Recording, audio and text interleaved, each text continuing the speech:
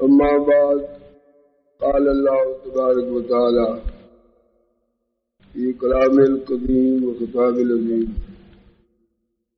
اعوذ باللہ من الشیطان الرجیم بسم اللہ الرحمن الرحیم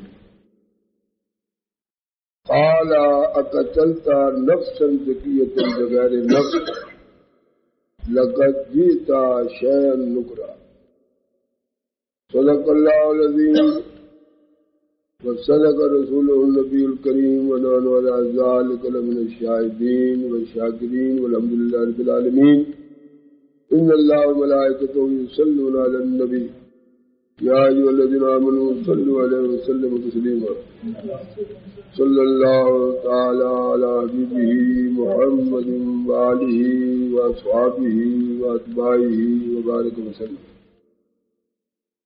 بزرگان ملت اور برادران اسلام، آج کے مثنوی کے درس شریف کے لیے اس حقیر پر تقسیر نے جو موضوع اختیار کیا ہے، آج جس عنوان پر آج کا درس مثنوی انشاءاللہ ہو، وہ علم رسالت اور علم ولایت ہے۔ رسول کا علم اور ولی کا علم، اس میں جو فرق ہے وہ مولانا روم رحمۃ اللہ علیہ کی مثنوی کی روشنی میں انشاءاللہ آپ سے بات فرمائیں۔ سورہ کاف کی ایک آیت آپ کے سامنے تلاوت کرنے کا شرف حاصل ہوا ہے۔ یہ 15ویں سپارے کی غالباً آخری آیت ہے، کیونکہ سورہ کاف 15ویں سپارے سے شروع ہوتی ہے، 16ویں سے ختم ہو جاتی ہے، اور یہ حضرت موسیٰ اور حضرت خضر علیہ نبینا علیہ السلام کے مبارک تذکرے سے متعلق ہے۔ اس سلسلے میں تفصیل کے ساتھ حضرت خضر علیہ السلام کا واقعہ بتانے کی ضرورت نہیں ہے، صرف اپنے موضوع کے متعلق جتنی مجھے ضرورت ہے اتنی بات انشاءاللہ آپ کی خدمت میں عرض کروں گا۔ اللہ تعالیٰ نے جب چاہا موسیٰ علیہ السلام پر حضرت خضر کے علم کی حقیقت کو ظاہر فرمائے، تو قرآن کی روشنی میں، سورہ کافی کی روشنی میں یہ تفصیل موجود ہے کہ آپ کو حکم دیا گیا کہ آپ فلاں ہمارے بندے سے ملے، اور یہ ملاقات اس بنیاد پر کرانی پڑی کہ موسیٰ علیہ السلام نے ایک دفعہ تقریر کے دوران بنی اسرائیل کے سامنے یہ فرمایا تھا کہ اس وقت دنیا میں سب سے بڑا عالم ہے، اور شک بھی کوئی نہیں، رسول سے بڑھ کر کون عالم ہو سکتا ہے۔ اللہ تعالیٰ کو موسیٰ علیہ السلام کی یہ بات ذرا اچھی نہیں لگی، لہذا ایک علم ایسا بھی ہے جو اگر رسول کو نہیں ملتا ہے تو اس کی رسالت میں کوئی فرق نہیں آتا، یہ بھی خیال ہے۔ جیسے ابھی اس تفصیل سے آپ کی ذہن میں یہ بات آ جائے گی، اللہ تعالیٰ نے چاہا کہ ایک ایسے عالم کی ملاقات ان سے کرا دی جائے کہ ہم نے جو انہیں علم دیا ہے وہ موسیٰ علیہ السلام کو نہیں دیا گیا، لہذا ان کو یہ احساس ہو جائے گا کہ دنیا میں ایسے لوگ بھی ہیں کہ ان کے پاس جو علم ہے وہ میرے پاس نہیں ہے، میرے پاس جو ہے وہ ان کے پاس نہیں ہے۔ علم رسالت اور علم ولایت، یہ مسئلہ اس لیے بھی بیان کرنے کی ضرورت ہے کہ یہاں تو مجمع کچھ نہیں، میں کہتا ہوں یہ اب ہر جگہ بیان ہونا چاہیے کہ بعض لوگ ولایت کو رسالت سے افضل سمجھتے ہیں۔ یہ میں نے پڑھا ہے کتاب، وہ کہتے ہیں کہ ولایت جو ہے وہ بہت اونچی بات ہے، بڑا درجہ ہے، حالانکہ ان کو یہ احساس نہیں ہے کہ ولایت تو رسالت کے تابع ہے۔ ولی رسول کا امتی بنتا ہے رسول کی تعلیمات پر عمل کرنے سے، لہذا کوئی صورت ہی نہیں ہے کہ کوئی ولی کسی رسول سے افضل ہو جائے. ولایت رسالت کے تابع ہے. ولی رسول کے امتی میں وہ خصوصیت بڑھتی جاتی ہے اپنے نبی پر ایمان لانے کی وجہ سے، صدق کے دل سے اس پر ایمان لانے کی وجہ سے، اس کی تعلیمات پر عمل کرنے کی وجہ سے. کوئی شخص درجہ ولایت حاصل کرتا ہے لیکن کوئی ولایت رسالت سے افضل نہیں ہے. کوئی ولی کسی رسول سے افضل نہیں ہو سکتا. یہ لوگوں نے، بعض لوگوں نے، بے سمجھ لوگوں نے کتابوں میں لکھا ہے کہ ولایت جو ہے وہ رسالت سے افضل ہے، ولی جو ہے وہ مرتبے میں، اور وہ یہی علم لدنی کا ہی حوالہ دیتے ہیں جو حضرت خضر علیہ السلام کو دیا گیا تھا. تو موسیٰ علیہ السلام جب ملے خضر علیہ السلام سے تو انہوں نے کہا میں چند دن آپ کے ساتھ رہوں گا. خضر علیہ السلام نے فرمایا انک لن تستطیع معی صبرا، آپ میرے معاملات میں صبر نہیں کر سکیں گے. جو کچھ مجھے کرنا ہے میں کروں گا، آپ بار بار مجھے ٹوکیں گے. لہذا میں آپ کو اپنے ساتھ کیسے رکھ سکتا ہوں اور آپ میرے ساتھ کیسے رہ سکتے؟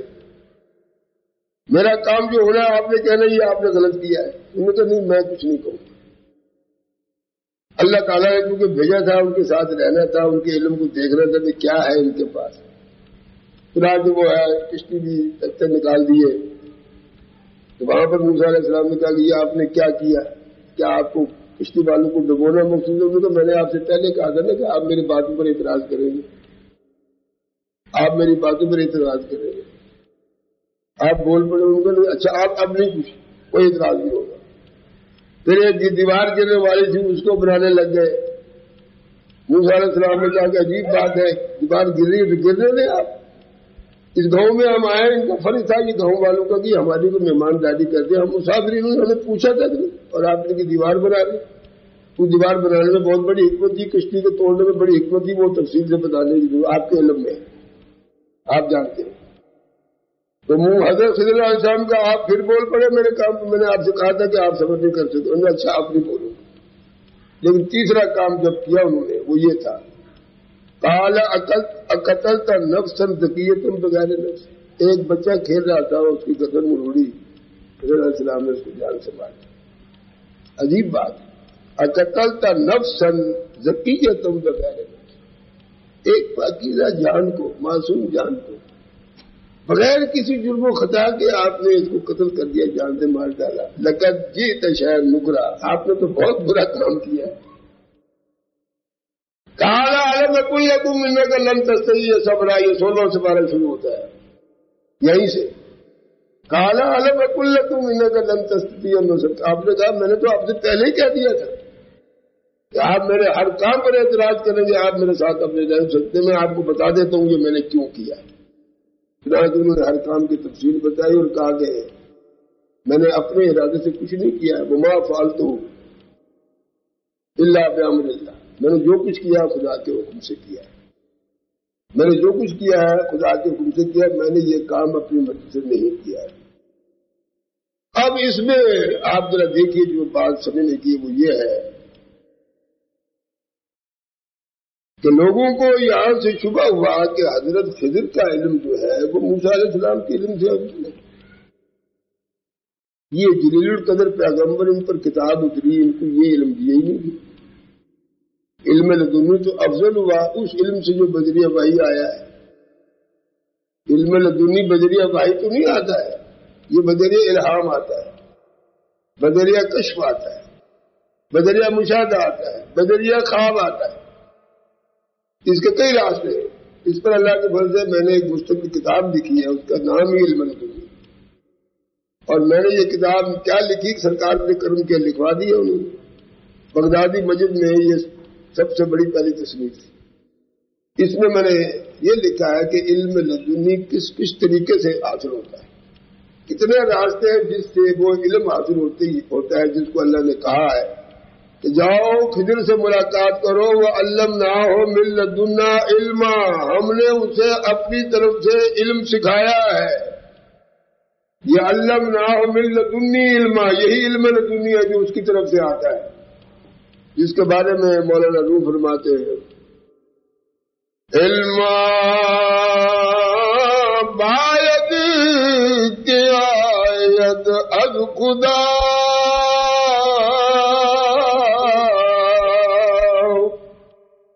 علم تو وہ ہے جو خدا کی طرف سے آتا ہے.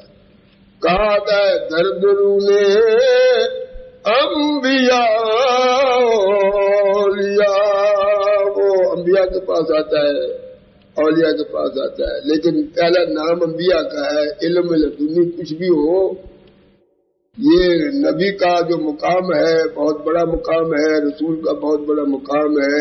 اس امتی نے نبی کی اطاعت اور فرما برداری کے اندر یہ درجہ حاصل کیا کہ اسے علم لدنی نصیب ہوا. لیکن علم لدنی کسی صورت سے بھی شرعی علم سے افضل نہیں ہے. یہ ابھی آپ انشاءاللہ خود فیصلہ کر لیں گے. یہ ٹھیک ہے مولانا روم رحمۃ اللہ علیہ نے علم لدنی کے بارے میں فرمایا ہے، لیکن یہ جو علم شریعت جسے ہم ظاہری علم کہتے ہیں اس کو کیا مقام دیا ہے؟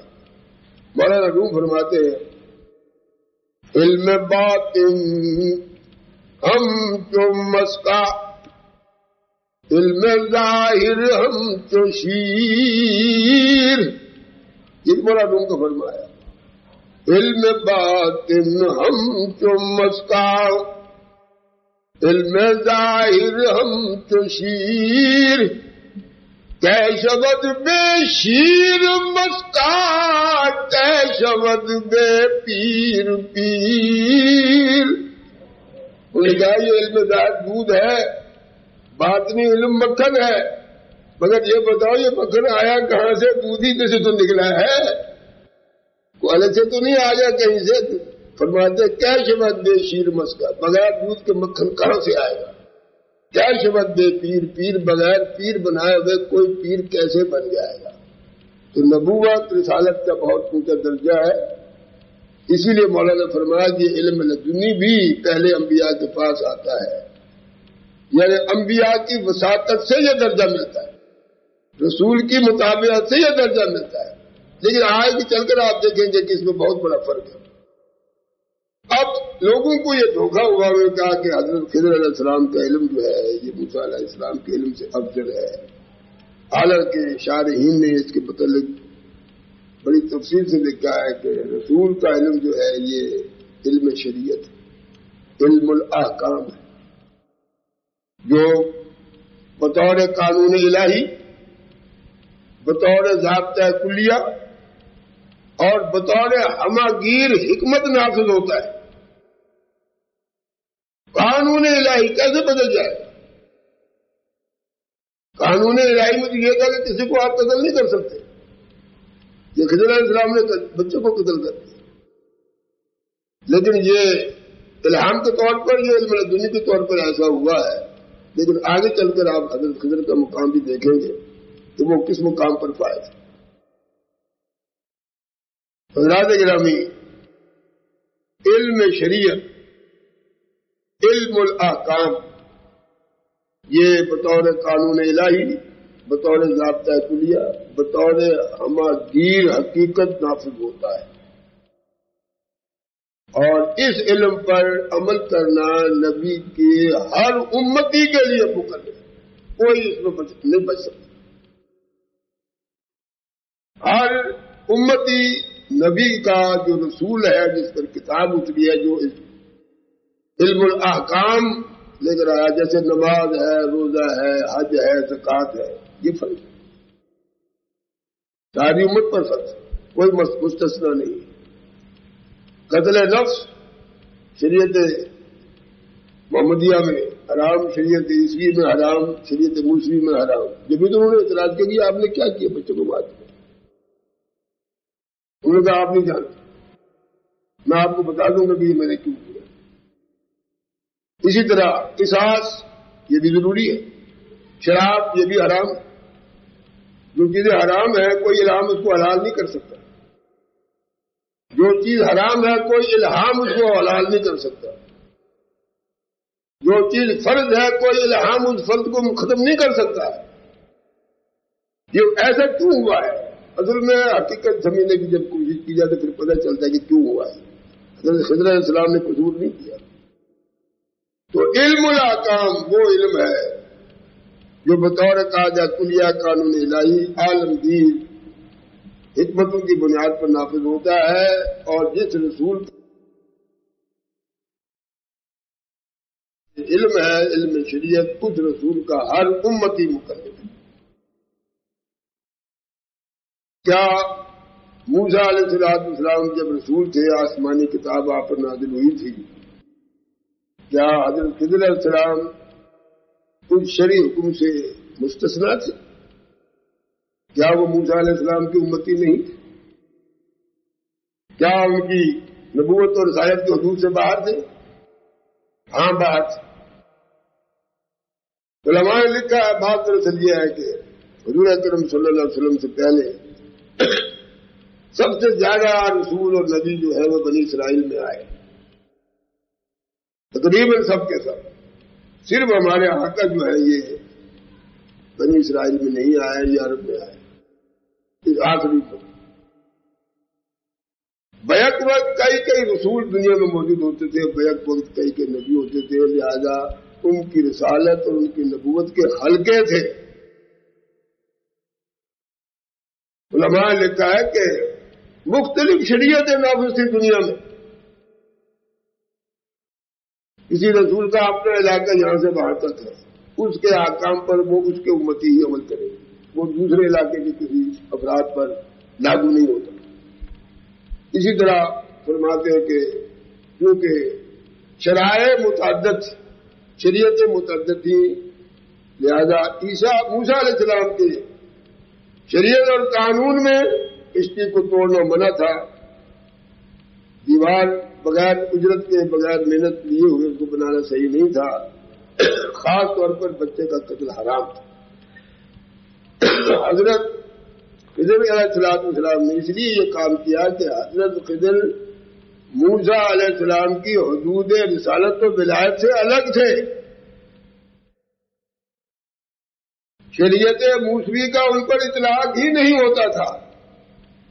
علماء نے فرمایا یہ علم لدنی علم شریعت سے استثنائی طور پر بعض جزئیات کے متعلق جس اللہ کے بندے کو خدا چاہتا اس کو دے دیتا ہے. یاد رکھیں علم لدنی علم شریعت کے مطابق مقابلے میں کم درجے کا علم. علم شریعت ہر شخص پابند ہے، مکلف ہے اس کی ساری سلطنت کے اندر. علم لدنی علم شریعت سے استثنائی طور یہ استثنائی طور پر اللہ تعالیٰ بعض جزئیات سے متعلق جس بندے کو چاہتا ہے عطا کر دیتا ہے. اسی لیے مولانا روم نے اس حکایت کو اس شعر سے وابستہ کیا ہے کہ دیکھیے اہل اللہ بعض اوقات ایسا کام کرتے ہیں جو دیکھنے والوں کی نظر میں اچھا نہیں ہوتا، عدل و انصاف پر مبنی نظر نہیں ہوتا،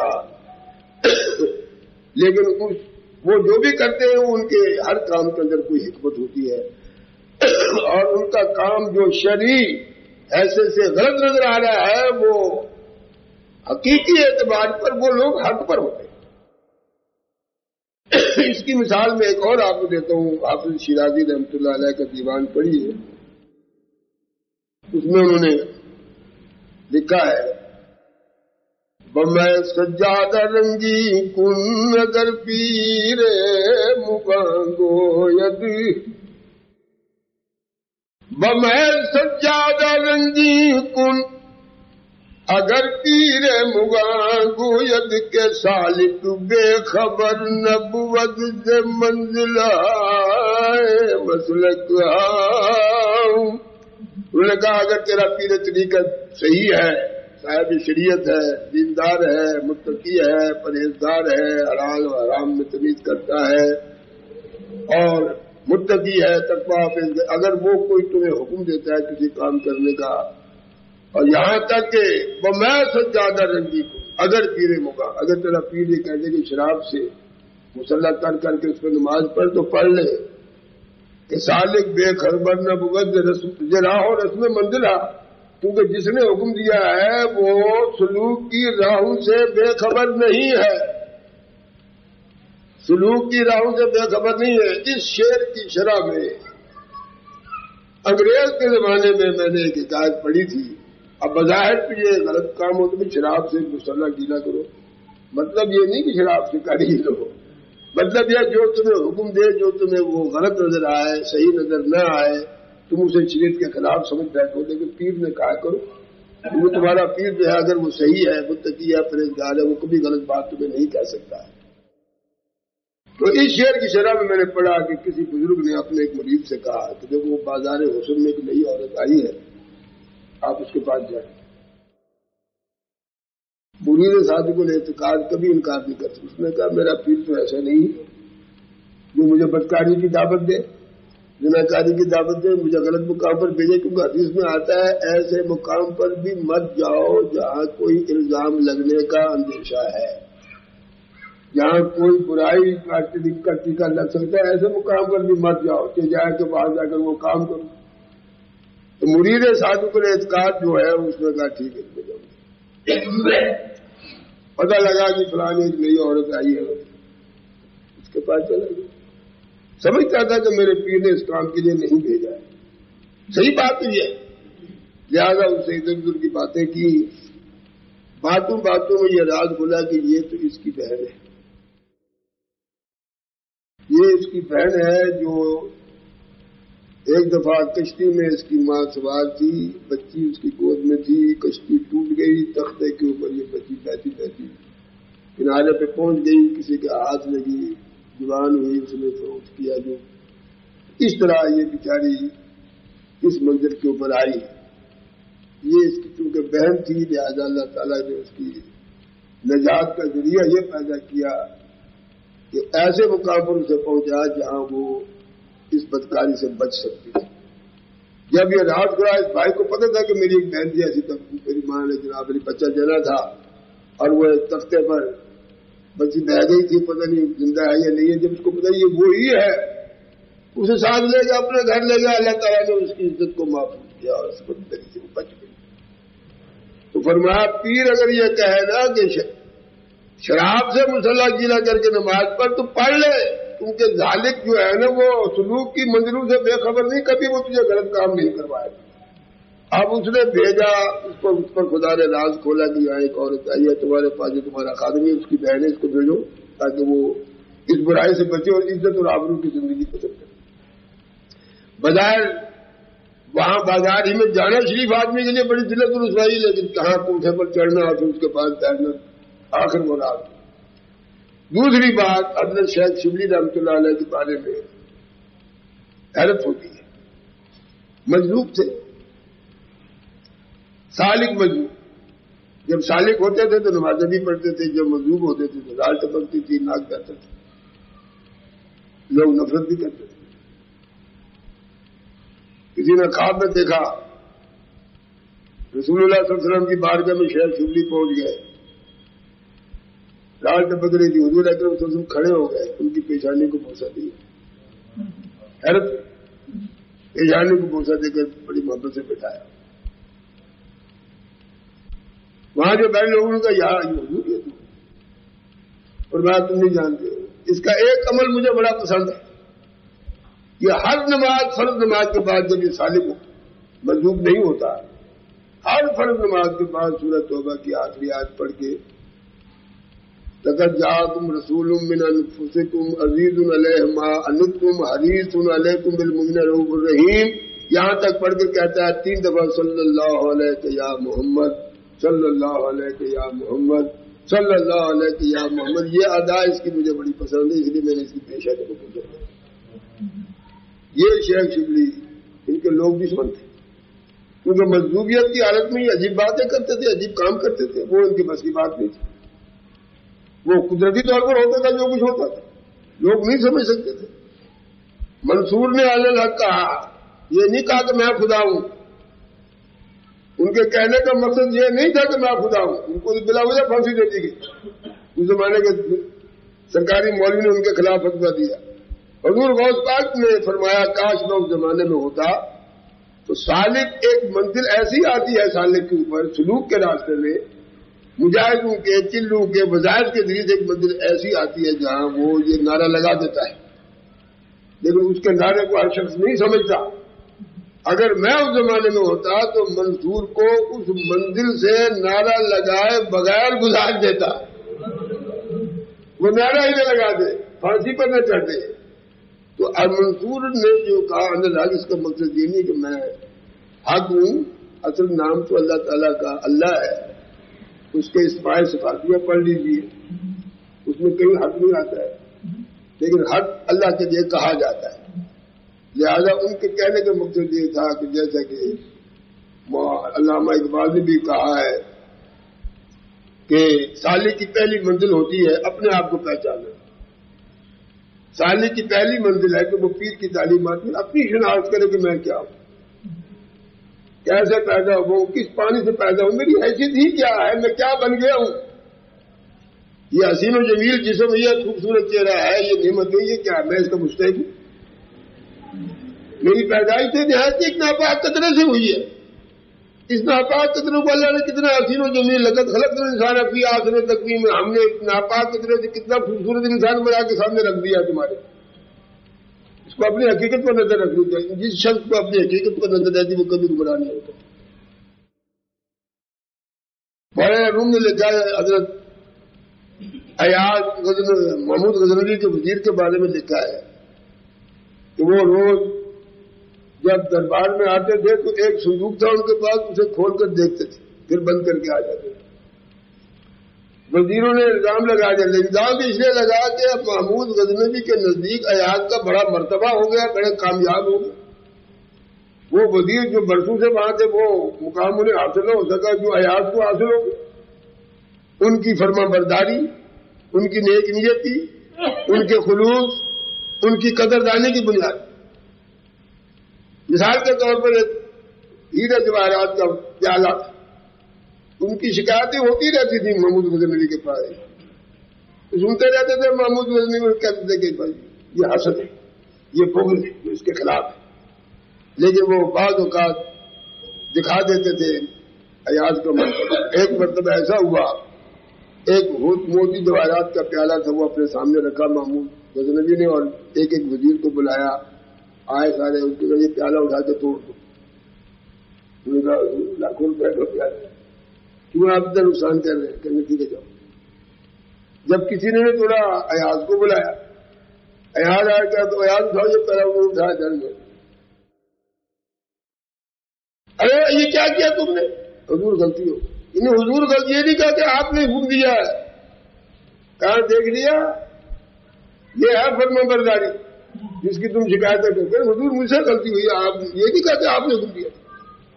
محبوب بننے کے لیے انسان کو بہت کچھ قربان کرنا پڑتا ہے، ایسے نہیں کسی کے اندر محبوبیت پیدا ہو جائے۔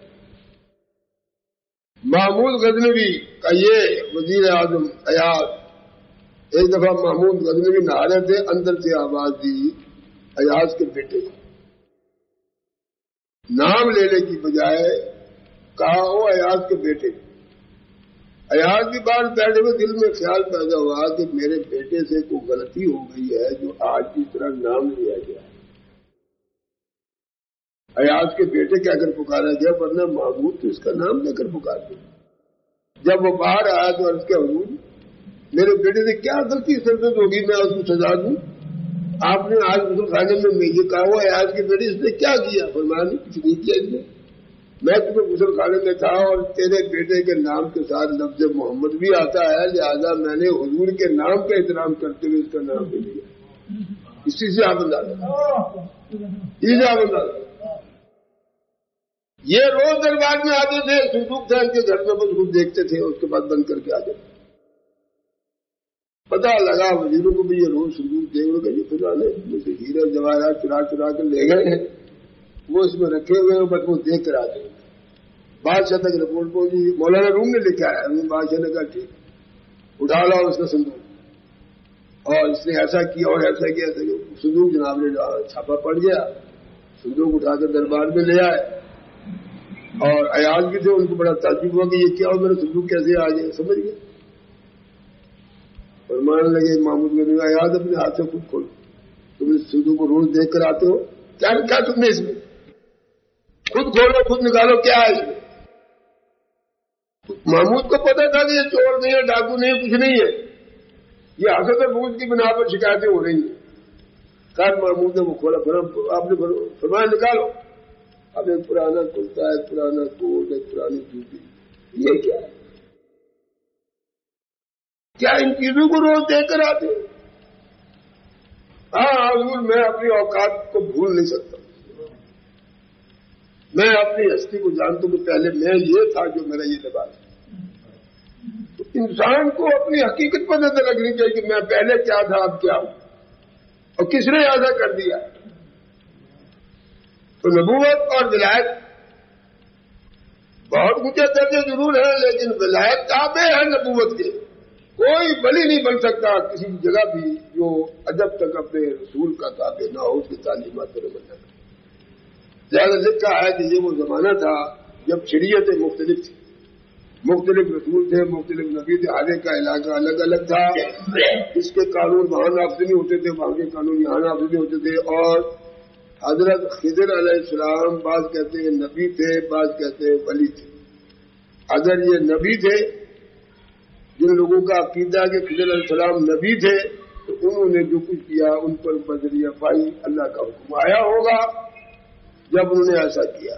اور اگر وہ ولی تھے تو اللہ نے فرمایا وَعَلَّمْنَا مِن لَدُنَّا عِلْمًا، ہم نے انہیں علم لدنی سکھایا ہے. اس علم لدنی کے بھی ذرا نظارے چل کر موسیٰ دیکھ لوں کہ وہ علم لدنی کیسا ہے. مولانا روم اس جگہ فرماتے ہیں آپ سجا عشق خضر بمرید سر. فرماتے ہیں اولیاء کی باتوں پر اعتراض مت کرو.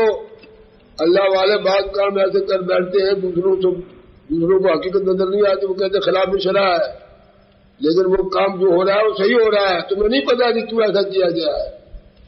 کار پاکا از قیاس سے خود مگیر. مولانا فرماتے ہیں پاک نیک لوگوں کے کاموں کو اپنے جیسے مت سمجھو کہ ہمارے جیسے کام ہے. فرمایا نہیں، آپ سرات عشق خضر بمرید سر. فرماتے وہ لڑکا جس کو حضرت خضر نے مار دیا، جان سے قتل کر دیا اور اس کا سر کاٹ دیا. سر آرا در نیا بد عام خلقی. فرمایا یہ بات عام لوگوں کی سمجھ میں آنے والی نہیں ہے، کیونکہ یہ علم لدنی کے تحت ہوا ہے، اور علم لدنی اللہ کا نائب ہے. صاحب شریعت اللہ کا نائب ہے، اس کی نیابت بڑی ہے، اس کی نیابت اس کے مقابلے میں چھوٹی ہے. نائب یہ بھی ہے، نائب وہ بھی ہے. یہ الہام کے ذریعے سے کام کرتا ہے، وہ وحی کے ذریعے سے کام کرتا ہے. مولانا خود فرماتے ہیں کے از حق یا بدو وایو خطاب. وہ شخص کہ جس پر اللہ کی طرف سے وحی آتی ہو، وہ شخص جس کو اللہ تعالیٰ مخاطب کر کے کوئی حکم دیتا ہو، ہرچ فرمایت قوت اہل ثواب، وہ جو کچھ کہے اور کرے بالکل صحیح ہے، کیونکہ وہ اپنی مرضی سے کر ہی نہیں رہا ہے. اسی لیے حضرت خضر نے واضح کر دیا کہ موسیٰ میں نے یہ 3 کام اپنی مما فالتو میں نے اپنی مرضی سے یہ کام نہیں کیا، مجھے جیسا حکم ہوا ہے اس کے مطابق میں نے کیا. تو موسیٰ علیہ السلام سمجھ گیا کہ ہاں ایک علم ایسا بھی ہے جو میرے پاس نہیں ہے، وہ اسے دیا گیا ہے، اور جو میرا علم ہے وہ اس کے پاس نہیں ہے. لیکن علماء نے متفقہ طور پر یہ کہا ہے کہ علم رسالت، جسے ہم علم شریعت کہیں گے، علم الاحکام کہیں گے، علم لدنی سے ہر حال میں افضل ہو رہا ہے. یہ علم لدنی کے مقابلے میں ادنا درجے کا علم. اگر خضر علیہ السلام نبی تھے تو انہوں نے جو کام کیا بذریعہ وحی کیا، اور اگر وہ ولی تھے تو انہوں نے جو کام کیا بذریعہ الہام کیا. مولانا روم فرماتے ہیں آنکھ جان بخشد اگر بکشد رواز.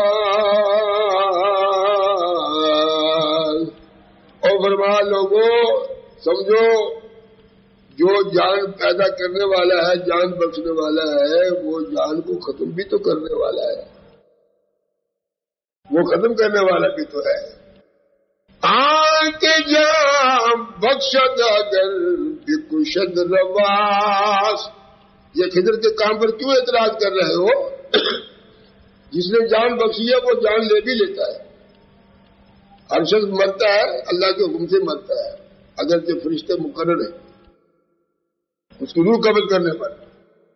یہاں ایک چھوٹا سا انگریزی کتاب چھپی ہے جس میں اللہ تعالیٰ کے 99 نام ہے، چھوٹے سائز کی ہے، بہت خوبصورت ہے، کاغذ بھی، اس کی جلد بھی، اور ہر نام کی تشریح وہاں کی گئی ہے.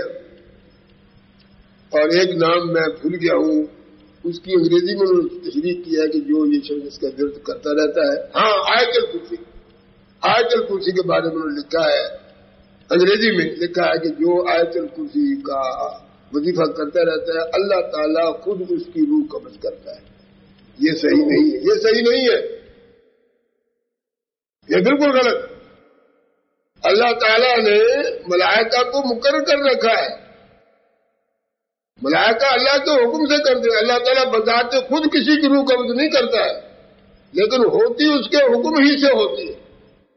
جب اس کے حکم سے ہوتی ہے تو وہی کر رہا ہے، کام تو وہی کر رہا ہے، لیکن یہ کہ بذات خود اللہ تعالیٰ اس کی روح قبض کرتا ہے، یہ صحیح نہیں ہے. اور یہ غلط طور پر انہوں نے اس کے اندر لکھ دیا. لیکن سورہ آیت الکرسی کی فضیلت یہ ضرور ہے. حدیث کے اندر نبی کریم علیہ السلام نے فرمایا جو آیت الکرسی ہر فرض نماز کے بعد پڑھتا ہے، ہر فرض نماز کے بعد جو آیت الکرسی پڑھتا ہے اس کے اور جنت میں صرف اس کی موت جو ہے وہ حائل ہے، ادھر اس کا دم نکلا گیا تو جنت میں داخل ہو جائے. یہ آیت الکرسی کی فضیلت کہ موت صرف حائل ہے، جب یہ مرے گا ادھر اس کی روح نکلے گی آیت الکرسی پڑھنے والا فوراً جنت میں. یہ فضیلت.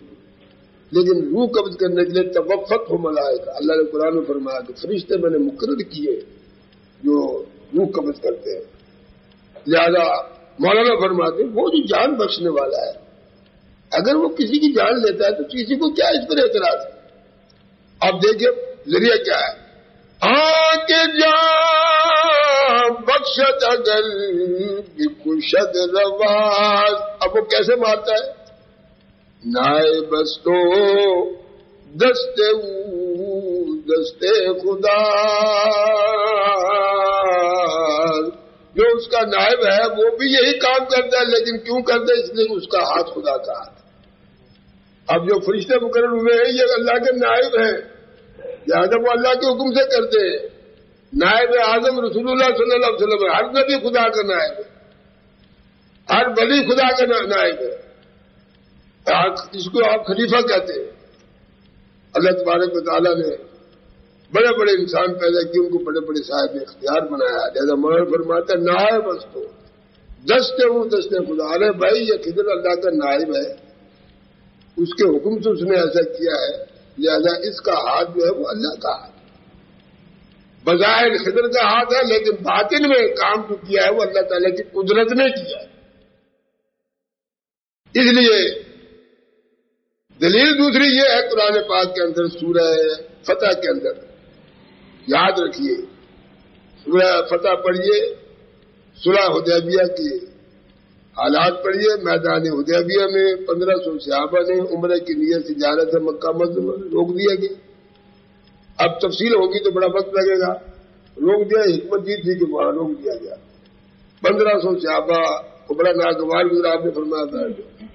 بہرحال سفیر ادھر سے ادھر مکہ آتے رہے، حضور کا پیغام وہاں جاتا رہا، وہاں کے لوگ یہاں آتے رہے. آخر یہ طے ہوا اس سال آپ واپس چلے جائیں، اگلے سال آئے. اور ایک صلح نامہ ہوا جس کی کچھ شرائط تھی، سیرت کی اور تاریخی کتابوں میں سب نے لکھا ہوا ہے. تو 1500 افراد نے حضور کے دعوت پر بیعت کی. اس وقت کی جب حضرت عثمان رضی اللہ تعالیٰ عنہ کو حضور نے اپنی طرف سے سارث بنا کر مکہ بھیجا تھا کہ جاؤ ان سے کہو کہ ہم تو عمرہ کرنے آئے ہیں، جنگ کرنے نہیں آئے. ہمارے ساتھ قربانی کے جانور ہیں، ہمارے ساتھ کوئی ہتھیار نہیں ہے، کوئی فوج نہیں ہے، ہمیں کیوں روک رہے؟ یہ عثمان غنی حضور کے سفیر بن کر وہاں گیا. ایک خبر مشہور ہو گئی بلا وجہ کہ عثمان غنی کو شہید کر دیا گیا. یہ خبر یہاں آ گئی حدیبیہ کے میدان میں. صحابہ نے سنی, بڑا جوش و خروش پیدا ہوا کہ یا رسول اللہ ہم تو نہیں جائیں گے جہاد کیے بغیر, اور کسی تلوار تو ہمارے پاس ہے ہی. تو وہ بالکل جہاد کے لیے حضور نے فرمایا ٹھیک ہے کی کر کے درخت کے نیچے نبی کریم صلی اللہ علیہ وسلم نے فرمایا آؤ میرے ہاتھ پر جہاد کی بیعت کرو. حضور کو تو سارا معاملہ پتا تھا. اب حضرت عثمان کی حیات کا کیسے حضور نے ثابت کیا؟ جب سب بیعت کر چکے تو آپ نے الٹا ہاتھ کہا یہ عثمان کا ہاتھ ہے اور یہ میرا ہاتھ ہے, میں عثمان کی طرف سے بیعت کرتا ہوں. ثابت کر دیا کہ عثمان زندہ ہے, اسے کچھ نہیں ہوا. لیکن بہرحال بیعت ہوئی. اللہ تعالیٰ نے اس بیعت کا تذکرہ تفصیل کے ساتھ اذ یبایعونک تحت الشجرۃ, اے محبوب ذرا اس وقت کو یاد کریں جب 1500 صحابہ نے آپ کی کر کے درخت نیچے بیٹھے ہوئے تھے, آپ کے دست حق پر اس پر جہاد کی بیعت کی. ید اللہ فوق ایدیہم, اے محبوب جو بھی صحابی آپ کے ہاتھ پر بیعت کر رہا تھا وہ آپ کا ہاتھ کہاں تھا؟ وہ تو میرا ہاتھ تھا. ید اللہ فوق ایدیہم, ہر ہاتھ پر میرا ہاتھ تھا. یہ قرآن میں آتا ہے وما رمیت اذ رمیت ولکن اللہ رمی. ہجرت کی رات حضور اکرم صلی اللہ علیہ وسلم نے کنکریاں پھینکی, دشمن چاروں طرف کھڑے ہوئے تھے, وہ کنکریاں حضور نے پھینکی, حضرت کی آنکھ میں یہ کنکری خدا نے پہنچائی, نیند آئی, سب سو گئے. اللہ نے فرمایا وما رمیت اذ رمیت. انداز دیکھیے محبوب کے ساتھ کیسی بات ہے. اے محبوب جو کنکریاں آپ نے پھیری تھی وہاں رمیت آپ نے کہاں پھینکی تھی؟ اذ رمیت جب آپ نے پھینکی تھی, ولکن اللہ رمی وہ تو خدا نے پھینکی تھی. کیا یہ حضور کی کیسی معبودیت ہے؟ ماں رمیت وہ کنکری آپ نے نہیں پھینکی. اذ رمیت جب آپ نے پھینکی, ولکن اللہ رمی وہ تو اللہ نے پھینکی تھی. یعنی تیرا ہاتھ میرا ہاتھ. تو مولانا فرماتے ہیں جو جان بخشتا ہے وہ جان بھی لیتا ہے, اور کیسے لیتا ہے؟ اپنے نائب کے ذریعے سے. لہٰذا خضر نے جو کام کیا ہے خدا کی نیابت میں کیا, فرشتے جان روح قبض کرتے خدا کی نیابت میں کرتے ہیں. لہٰذا فرماتے ہیں مولانا روم آگے چل کر ایک اور مثال دیتے ہیں. فرماتے یاد رکھو ہم جو اسماعیل پہ شش سر بلے, ارے اسماعیل علیہ السلام کی طرح خدا کی راہ میں قربان ہونے کے لیے سر اپنا رکھ دے جیسے انہوں نے اپنے باپ کے سامنے رکھا تھا, ذبح ہونے کو تیار ہوں گی میں. حالانکہ انہوں نے خواب دیکھا ہے, خواب دیکھا 3 دن متواتر خواب دیکھا ہے. یہاں بعض علماء نے ایک بات کہی ہے, میں اس سے اتفاق نہیں کرتا ہوں. وہ کہتے ہیں یہ خواب جو تھا یہ تمثیلی خواب تھا, ایک مثال تھی, اس کا شریعت سے کوئی تعلق نہیں تھا. حضرت ابراہیم علیہ السلام نے اجتہادی غلطی کی ہے, اور چونکہ مجتہد کو یاد رکھیے ایک مسئلہ صحیح ہے, مجتہد کو جو اجتہاد کرتا ہے, مسائل استنباط کرتا ہے, قرآن کی آیت میں سے حدیث میں سے مسائل استنباط کرتا ہے, آسان سے آسان کر دیتا ہے اس کو, یہ استنباط کو اس کو اجتہاد کہتے ہیں. امام اعظم, امام شافعی, امام احمد بن حنبل یہ سب مجتہد تھے. انہوں نے قرآن آیات میں سے احادیث میں سے غور کر کے مبارک نکالا, وہ مسائل نکالے, وہ ہم تک پہنچا دیے. اگر کسی مجتہد کو نیک نیتی کی بنیاد پر اجتہاد میں غلطی ہو جائے تو اس غلط اجتہاد پر بھی عمل کرنا ضروری ہے, اور اس غلط اجتہاد پر بھی اس مجتہد کو ایک نیکی کا ثواب ملتا ہے, کیونکہ اس کی نیت نیک اس میں غلط. لیکن نبی کو اجتہاد کرنے کی کیا ضرورت؟ قرآن نے ہمیں بتایا ہے کہ حضرت ابراہیم علیہ السلام نے جو خواب دیکھا تھا وہ یہ تھا انی ارا فی المنام انی اذبحک فانظر ماذا ترى. اے بیٹے اسماعیل میں 3 دن سے دیکھ رہا ہوں کہ تجھے میں نے اپنے ہاتھ سے ذبح کیا, فانظر ماذا ترى. بس پوری غور کر اب میں نے یہ کیا دیکھا, مطلب تک تو تیار ہے ذبح ہونے کو. کیا حضرت اسماعیل علیہ السلام کی ذبح کرنے کا کام ابراہیم علیہ السلام نے تمثیلی خواب کی بنیاد پر تیار کیا؟ کیا یہ انہیں حکم نہیں تھا بیٹے کے ذبح کرنے کا؟ اور کیا وہ بلا وجہ اپنے بیٹے کو باہر بنا کے میدان میں ذبح کرنے کے لیے دے گئے؟ کیسے اجتہادی غلطی ہو سکتی؟ قرآن نے تو بتا دیا کہ اجتہادی غلطی نہیں، پتہ نہیں ہے علماء نے کیسے لکھ دی. فنظر ما اللہ تعالیٰ بیٹے اب تیری کیا رائے ہے؟ ذبح ہونے میں اب دیکھو بیٹا کیا جواب دیتا، ذرا غور کیجیے. یا ابتی فل، اے میرے باپ وہ کام کر، افل وہ کام ما تؤمر جو تجھے حکم ہوا ہے. تمثیلی خواب ہوتا ہے وہ حکم تھوڑا ہے. یا ابتی فل ما تؤمر ستجدنی انشاءاللہ من الصابرین، جو اللہ نے حکم دیا. بیٹا تو کہہ رہا خدا کا حکم ہے، نبی تو خدا کے حکم کا تابع ہے، تمثیلی خواب نہیں تھا حقیقت پر. اسی طرح یوسف علیہ السلام نے دیکھا تھا 11 ستارے مجھے چاند میں سجدہ کر رہے ہیں، علماء نے کہا یہ بھی تمثیلی خواب تھا. کیا پھر ایک وقت آیا تھا مصر کے تخت پر نہیں آیا کہ 11 بھائی اور والدہ اور حضرت یعقوب سجدے میں پڑے ہوئے تخت کے اوپر. جب سب کے سب سجدے میں پڑ گئے، وہ 11 ستارے 11 بھائی تھے. ماں جو تھی وہ فوت ہو گئی تھی لیکن وہ خالہ ماں کی ہو، سب کے سب سجدے میں پڑے ہوئے. اور یوسف علیہ السلام کہہ رہے یا ابتی ھذا تعبیر رؤیا، اے میرے باپ یہ میرا وہی خواب ہے جو میں نے بچپن میں دیکھا تھا، آج خدا نے پورا کر دیا. بتائیے حقیقت تک پہنچنا اللہ تعالیٰ کی مہربانی کے بغیر نہیں ہو سکتا ہے. تو مولانا فرماتے ہیں ہم جو اسماعیل پیش سر دلے، اسماعیل علیہ السلام کی طرح اللہ کی رضا کے سامنے سر جھکا دے، سر جھکا دے اس کی رضا کے سامنے. شاد و خنداں پیش غش سر بنے، بس خوشی خوشی اپنا سر کٹا لے خدا کی راہ میں. اگر خدا نے حکم دیا ہے تو باپ کر گزر جو تجھے خدا کا حکم ہوا ہے. اور جب بیٹا ذبح نہیں ہوا اللہ نے بچانا ہی تھا انہیں، یہ تو آزمائی تھی. اللہ تعالیٰ نے فرمایا یا ابراہیم قد صدقت الرؤیا، اے ابراہیم آپ نے تو خواب کو سچا کر دکھایا. یہ قرآن، ہم اس کی جگہ کنبا بھیج رہے ہیں تو ذبح کر دیں. بہرحال اہل اللہ کے کام ہماری عقل اور سمجھ میں نہیں آتے، ہم فوراً اعتراض کر بیٹھتے. لیکن دیکھنا چاہیے کہ شخص کا مقام کیا ہے. اگر وہ صحیح آدمی ہے، متقی ہے، پرہیزگار ہے، نیک ہے، صالح ہے. جیسے حضرت شبلی کا واقعہ میں سنا رہا تھا، لوگ دشمن تھے، ایک دن پیچھے پڑ گئے ان کو قتل کرنے کے لیے. لوگ نعرہ لگا بیٹھے، بھاگے بھاگے گلی کوچوں میں ادھر ادھر اپنی جان بچانے کے لیے جنید بغدادی رحمۃ اللہ علیہ کی خانقاہ میں گھس گئے. وہ گلی میں خانقاہ تھی، اندر گھس گئے، جا کر چپ کر کے کونے میں گئے. جنید بغدادی نے دیکھا کہ شبلی کے پیچھے شاید لوگ پڑے ہوئے، جان بچا کر آ گیا میرے اندر. خود دروازے میں آ کر کھڑے ہوئے. وہ حضرت شبلی کو مارنے والے، قتل کرنے والے آ گئے. جنید بغدادی رحمۃ اللہ سے پوچھا آپ نے شبلی کو دیکھا ہے کیا؟ کہنے نے دیکھا کہ اندر گھسا ہوا ہے. اب آپ غور فرمائیں، کیا یہ وقت تھا یہ صاحب وہی سے کام لیتے؟ یہاں تو حکم یہ ہے کہ کسی بے گناہ کی جان بچانے کے لیے جھوٹ بول دو. بلّہ حدیث میں آتا ہے کہ اگر تم 2 بھائیوں میں صلح کرانا چاہتے ہو تو تمہیں جھوٹ بھی بولنا پڑے صلح کرانے کے لیے. تم جھوٹے نہیں ہو، صلح کراؤ. دروغ مصلحت آمیز بے ادراس کی فتنہ، ایسا مصلحت آمیز جھوٹ کچھ سچائی سے بہتر ہے جو سچائی فتنہ فساد برپا کرے. حالانکہ جھوٹ بہت بری لعنت ہے، لیکن کمال ہے جنید بغدادی نے بالکل ہی سچ کہہ دیا کہ اندر گھسا ہے.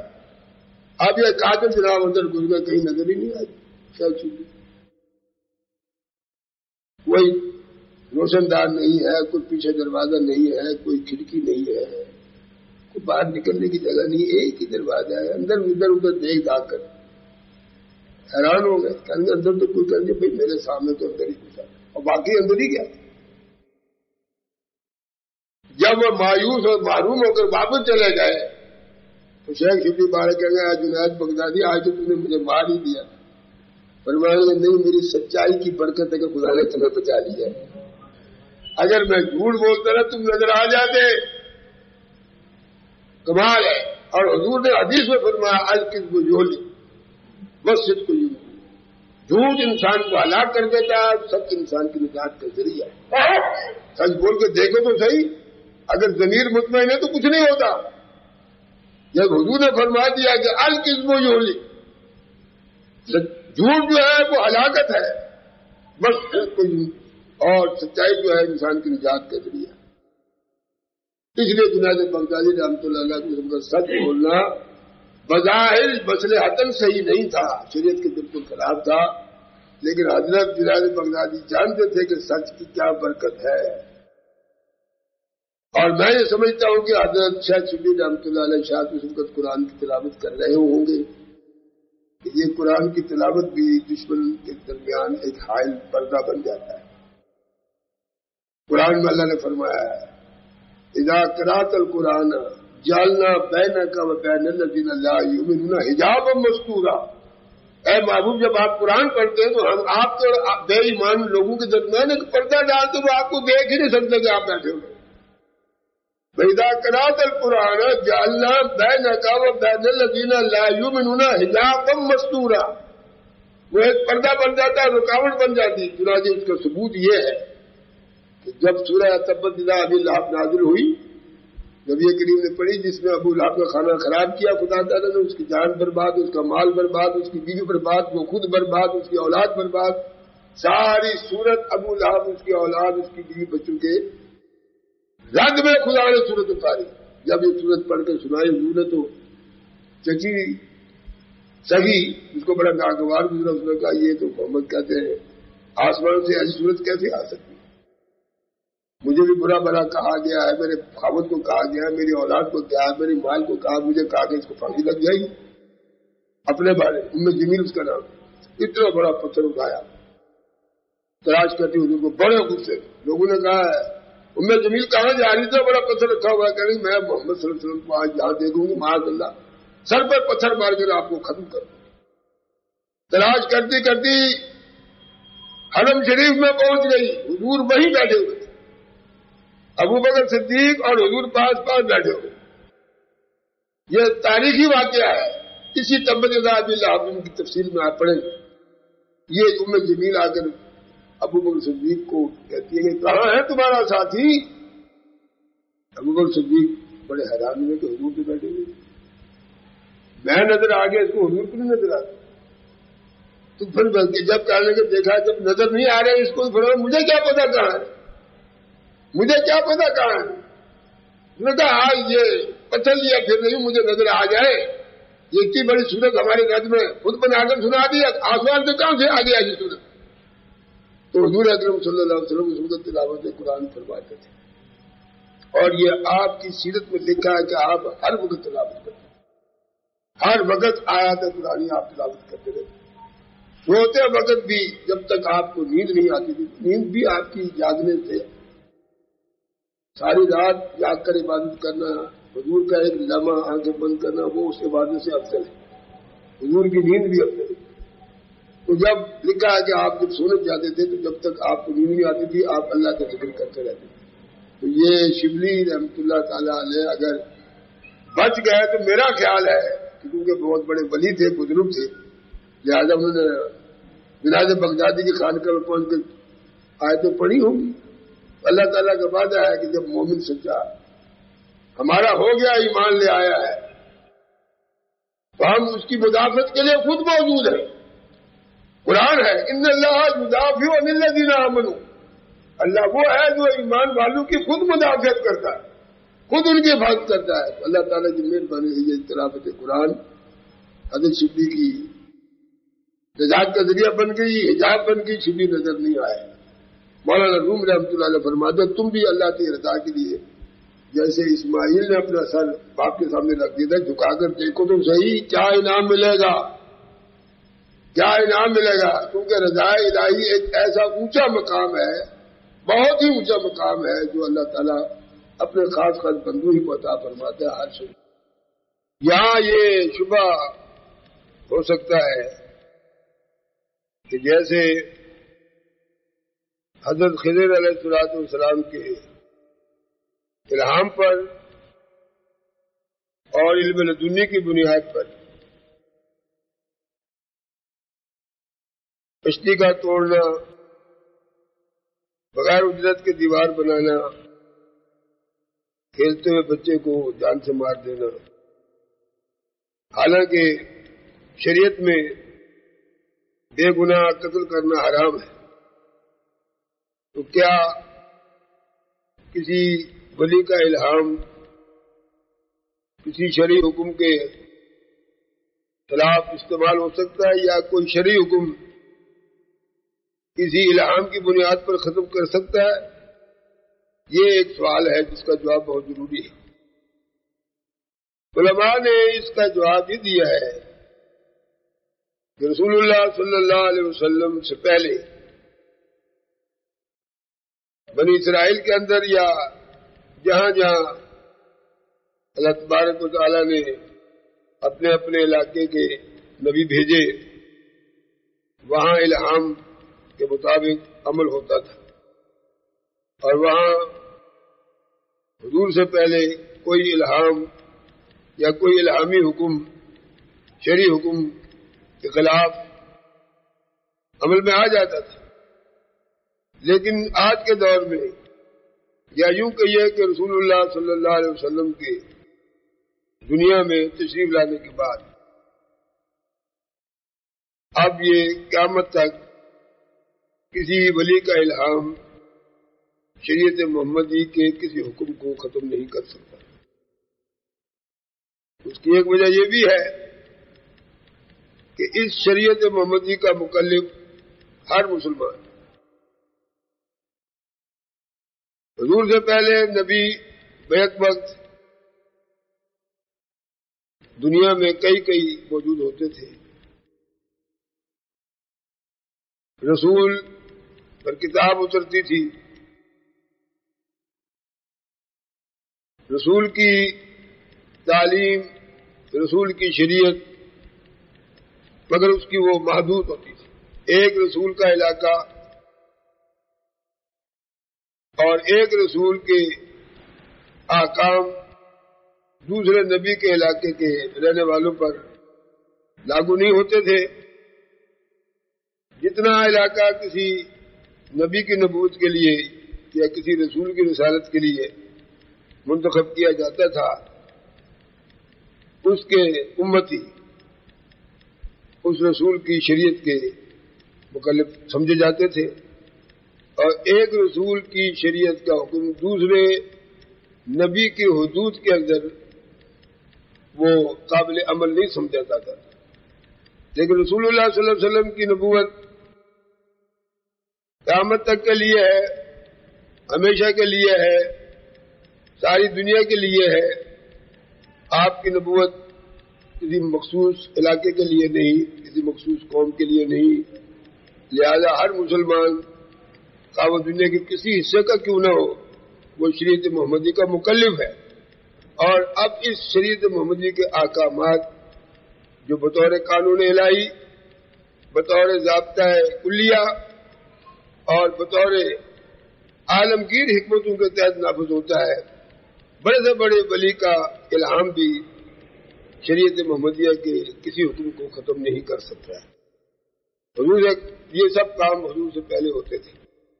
بہرحال کیونکہ علم کی بات ہو رہی ہے، علم نبوت اور علم ولایت، اور علم ولایت جو ہے جہاں وہ علم نبوت کے ماتحت ہے، علم ولایت علم رسالت کے ماتحت ہے۔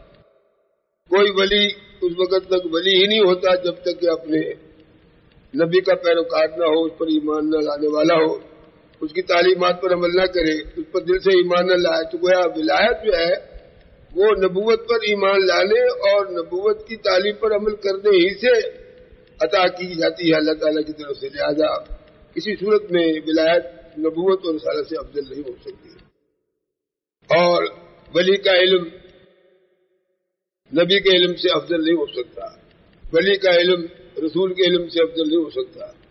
اور پھر یہ بھی ضروری نہیں ہے اگر کسی رسول کو علم لدنی کا کوئی حصہ نہیں ملا ہے تو اس کی رسالت میں کوئی فرق نہیں آیا۔ موسیٰ علیہ السلام رسول تھے، ان پر کتاب اتری تھی۔ حضرت خضر علیہ السلام ایک ولی تھے، یا بقول شخص وہ نبی تھے، لیکن ان پر کوئی کتاب نہیں اتری تھی۔ اور پھر یہ بھی آپ سن چکے ہیں کہ شرعی احکام فرض ہے، ان کو کسی الہام کی بنیاد پر ختم نہیں کیا جا سکتا. اور یہ کام اگر ہوتا تھا تو حضور سے پہلے ہوتا تھا. اب اس لیے نہیں ہو سکتا کہ نبوت غالب ہے، رسالت غالب ہے، اور ولایت کا کتنا ہی بڑا کشف ہو، مشاہدہ ہو، خواب ہو یا الہام ہو، وہ نبی کے کسی حکم کو ختم نہیں کر سکتا. اور یہ بھی آپ نے سنا ہے کہ علم لدنی اگرچہ اللہ کی طرف سے عطا ہوتا ہے، لیکن وہ علم احکام اور علم شرعی احکام کے مقابلے میں استثنائی طور پر جزئیات سے متعلق کسی فرد کو اللہ تعالیٰ پسند کرتا ہے جو عطا کر دیتا ہے. اس علم